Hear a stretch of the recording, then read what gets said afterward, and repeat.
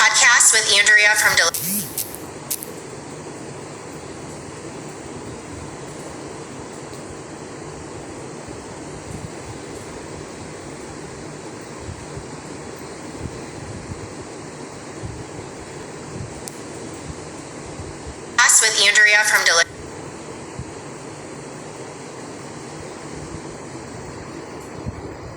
Happy Monday. Check out this podcast with Andrea from Deliciously Fit and Healthy. We talked all things glutes and pelvic floor, especially if you're struggling with flat bottom syndrome, heart bottom syndrome, mom butt, belly pooch. They all are connected. And on the next slide, I will share some of the series that I talked about a couple months ago.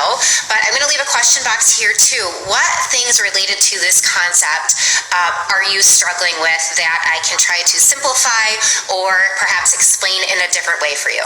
The reason behind a heart-shaped bottom. When the pelvic floor and core aren't coordinated properly or are too weak to do so, when the diaphragm descends and everything creates expansion in the body on inhale, on exhale, the pelvic. Here's your heart bottom, part one. First step to turning your heart upside. There isn't one. You need to be training the glutes in all planes of movement that they function in for well-rounded function though, well-rounded function of the glutes. So that's all the planes of movements, that's squats, that's hip thrusts, it's lateral movements, it's rotational movements, single leg movements, so all of those. I could never pick just one.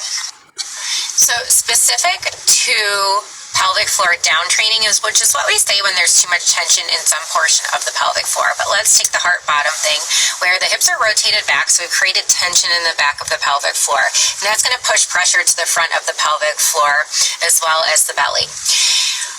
When we want to remove the glutes as those muscles that are acting as the stabilizers, and we want the core to actually do its job and be the stabilizing muscle, we can't do that until we improve the tension in the pelvic floor, because ideally the diaphragm and pelvic floor work together like this with the core, which is your deep core muscles, and your multifidi, which are the back muscles, and so it works like this piston. They all go like down and expand, and then they come up and they compress together.